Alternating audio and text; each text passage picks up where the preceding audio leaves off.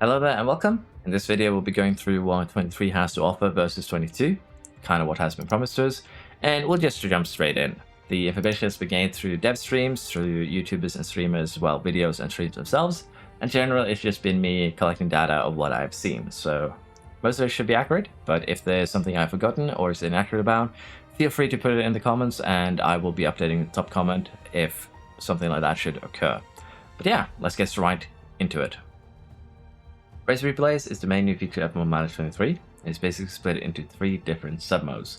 The first one, Starting Grid, is going to be the ability to take control of any team at race start for any of the 2023 race weekends. You will take control of the race start with their real-life results, in quali, their tires remaining, weather, and basically every detail will be matching the real-life position or starting position as closely as possible, and then you can have a go at getting a better result. For this one, you can basically pick any team and see if you can do better. Upgrades will be reflected in this mode, meaning that McLaren and Silverstone will have their upgrades for that race. The race moment is the second mode of race replays, where they will pick a certain moment during each race weekend and have you take control. For this, they will pick the team and moment, and the goal is to have one for each race during the season. And keep in mind, until the races themselves have been run, we won't have access to them, but the idea is very simple. You take control during an interesting part of the race and see if you can perform better than what the team did. An example is Alonso in Monaco, where he switched onto another set of, onto dry tires instead of inters. The third mode is the scenarios. And with pre-orders and the deluxe edition, you'll get certain scenarios, and these are made-up events or situations where you take control. Situations themselves are plausible, but seeing as they are scenarios, they will basically be up to the devs' imaginations. Honestly, to me, the reason why they chose to make this an integral part of 23 is fairly simple to understand. There has been a lot of people on Reddit saying that I don't understand why they've done this, no one asked for this. But if you just think a little bit, it's actually fairly easy to understand. They're aiming this game more towards a casual audience who might just jump on for a couple hours a week, play a single race or a race moment, easy to get into. And it's probably also a result of 22's numbers not reaching sales goals, and thus their strategy has changed to a more casual audience, while at the same time putting work into mainly the race sim. But I do understand why they've done this. It's not what we asked for, probably, for most of us. Most of us are probably focused onto the career mode. But I understand why they've done it, and honestly, I'm fine with it. But at the same time, I thought I'd just have a quick explanation on why they've probably chosen to add this mode. Another new feature will be the tire temp changes, and tires have just straight up been reworked in terms of how temperature work. They will have a surface temperature and a carcass temperature, or rather I like to say core temperature. The core temperature will be the most important one to monitor and pay heed to, as running too hot or too cold with negative for the tires. We'll have to see if we need to micromanage this or if it's more generous in terms of how hot or cold it can run. But we'll have to see. Dirty air will also have an effect on tire temperature, where running behind other cars will be detrimental to your tire temperature, will bring it up. So we'll see exactly how this is implemented. Sprints has also been added to the game. I assume it will be used in a 22 format, where you will do sprint quali and then the sprint result decides the starting grid for the race. We'll have to see though. Again, I think this is a safe bet to say that is the format we'll be using. There will be 6 sprint weekends added, and lack of practice could potentially have an effect on your driver's confidence. But again, we'll see how that plays out. Driver confidence is also a new system for 23, with practice and qualification setting the starting point for the race. Basically, if you do well in quali, do well in practice, get your setup right, your driver will start with a high level of confidence. And driver confidence will somewhat limit what your driver can do, as a high confidence will allow for more risk taking, while low confidence will make you more likely to make errors, and thus doing aggressive risk maneuvers will be basically incredibly risky at low confidence. It will be okay, probably at high confidence, there'll still be risk, but basically the higher the confidence, the more risk you can somewhat safely take. Confidence can be gained from your car setups. Better car setup means better confidence, of course, at the start of the race. Quality results matter too. During the race itself, it can be improved by setting personal best, fastest laps, have successful defense and overtakes, and can generally be lost by getting overtaken and making errors.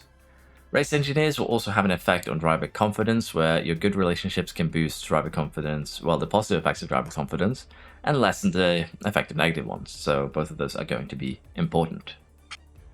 The pit crew has had a rework with the addition of the sporting director. Pit crews now will have schedules where you can have them work on a particular aspect of pit stops. We'll need to manage these calendars for maximum efficiency, but we also need to keep in mind that a tired crew is prone to making mistakes, and pit crew errors are now, they've been fleshed out with several different errors that might slow you down if your crew, well, have been worked a bit too hard. Your sporting director will be important for both the pit crew stats, with training being a measure of how efficient they are training the crew. It will also mitigate the losses in performance between seasons. Basically, if your sporting director has a high training stat, they will lose less pit crew performance between the seasons, basically being very good. Leadership will affect the high press situations where we, well, make pit stop errors, basically make them have less of an effect. Aptitude will have an effect on your pit crew mechanics, how quickly they can reach their full potential. And the last out of processes has to do with setting up training plans and the fatigue gained from these. So the process stat will potentially be very important here because it will result in less fatigue taken from your training plans, but also from race weekends. Also added this season is the Fastest Pit Stop Award, which also has some rewards at the end of the season. We will receive briefings at the end of our races with comparisons to other teams to get an idea what we might focus on, with errors, things like that. So generally, it seems to be a pretty good update on the pit crew side of things. All parts now come with durability. Durability will add weight to the parts themselves, and depending on how much weight they add, the parts will have a extended life cycle, a hit to performance, of course, as they are heavier. And conversely, you can have a part that gives more of a boosted performance, but will have a lower life cycle. So it'll be basically a monetary balancing. Do you want a part that is performing better, but will need to more replacing? Or do you want a high durability part for this season where you can just keep it there? It's going to lower your performance, but you'll save money. Parts with durability might fail scrutineering after a race and need replacing. Again, the money aspect. With this, they also have generally made it easier. That's what they say. They made it easy to build and design parts, and focuses have been rebalanced with trade-offs being far more pronounced this season between presets. So basically, there's been a bit rebalance to the parts as well. So I'm looking forward to seeing how that works out. If it's actually going to be, you know, not every slide to the right. F2 and F3 are now fully simulated. This includes practice, qualifying, sprints, and races. F2 and F3 drivers development will be tied to the performance during these races, so keep an eye out for them. Someone performing good might get some good stat boosts there, but that's all it is. Just F2 and F3 fully simulated, which is good. With 23, mid-session saves will be available at release, meaning we'll be able to save mid-race and come back at a later date if we want to. Team switching will also be available in a future patch, currently slated for early September. And the teams available to you during the, with this team switching will depend on your performance. If you are clearly outperforming your team, then you might be able to, you know, go into a better team. In the same way, if you perform poorly and get sacked, you will have an option to go to a new team, but that team will most likely be lower rated than your current one. And generally, it will be a meritocracy. The better you do, the better teams will be available to you. The worse you do, the worse team will be available to you. Driver development has had a rework where we can no longer input the points directly. Instead, we're going to be able to tell our drivers to focus on a particular area. Currently, there's 7 of these focuses in game, and we will receive development updates every month. Development will be more reliant on performance, and older driver stats will start with grade if they do not perform. Younger drivers will still develop quick, but they might develop even quicker if they have a good result. And of course, the relationship with the race engineer will now have an impact on your drive development, potentially giving a small boost. We'll have to see exactly how that is going to work out. There's been some race sim changes, particularly with the, risk-taking, strategies, things like that. The tactics and orders menu have been found in several different tabs. Basically, when you want to tell your driver to let your teammate by, when you want them to drive in clean air, things like that. It's been kind of spread out for 22, but it's been now consolidated into a single menu with new options that will allow for far more flexibility in terms of asking your drivers to take risks, both for attacking and defending.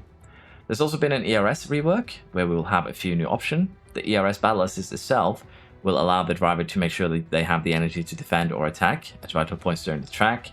Saving this energy for this, though, can slow down lap time slightly, but should eliminate the player need to micromanage the ERS. That should be interesting too if that works well. It could make the game a little bit more interesting. However, if you still want to micromanage the ERS, you can. The ERS assist is going to be a toggle in the ERS menu. There's also a new mode called Top Up, which allows for recharging slower than current recharge with less impact to lap times.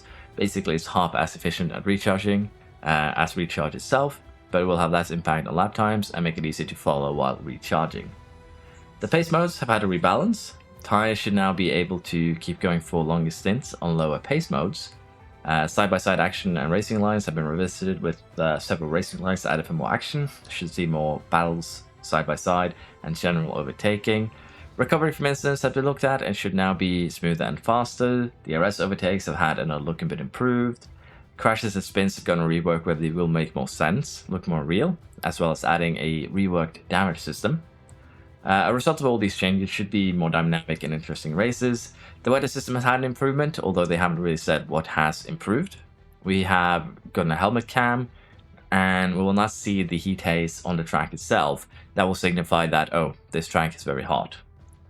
Also, the car libraries have been updated with chassis and materials update in order to make the cars look better in simulation, and as a result, the camera angles for different cars will be different because the chassis are different, so the mounting points will have to be different as well. So that is a bit interesting. There have been some changes and rebalancing to the AI, particularly in how the AI teams progress and develop their cars. They haven't gone much in depth into that, but apparently they should now be far more efficient. There has been also been a lot of work put into the AI teams and how they behave during the races themselves. In general, AI teams will be far more competitive as they will be reacting to what you do, and will change their strategies to cover you off if necessary. They will also battle you depending on their current ability. What this means is if they have fuel, energy, and tires available to them, they will go ahead and battle you for positions. They will try and do everything to keep you behind, overtake you, things like that, depending on, of course, if they have the resources necessary to pull off these moves.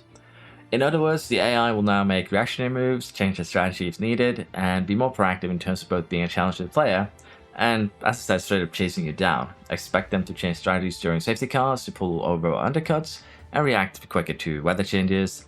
And I'm looking forward to seeing how well they've actually done this change, because if it has been done well, the game is going to have a massively increased longevity and going to be a lot more fun. The only worry that I have here is that there's still no difficulties.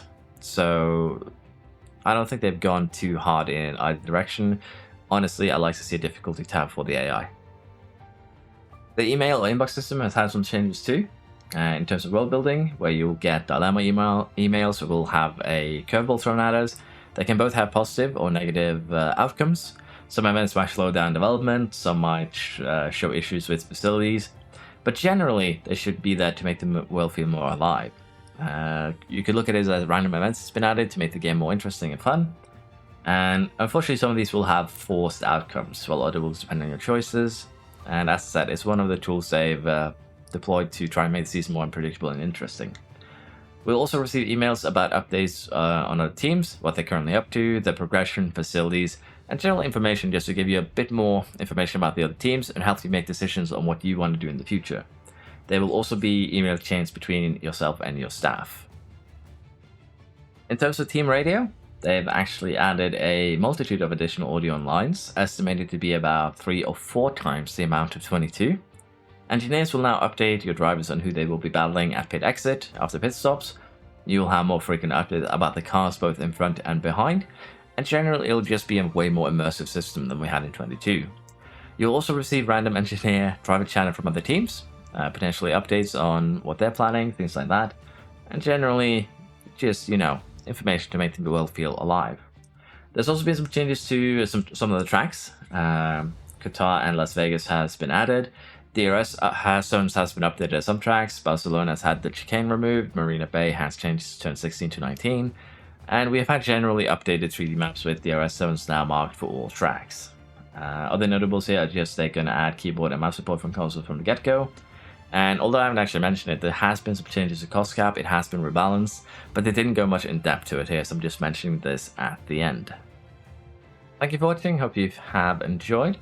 As I said, this is what we can expect from 23. This is what I personally have noted from streams, other YouTubers, streamers, having a look at the game. So I might have missed something. Hopefully I haven't misinformed anything. I don't think I have. I've been careful to, try and avoid that.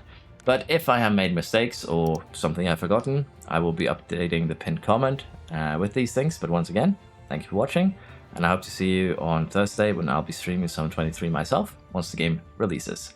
Bye bye!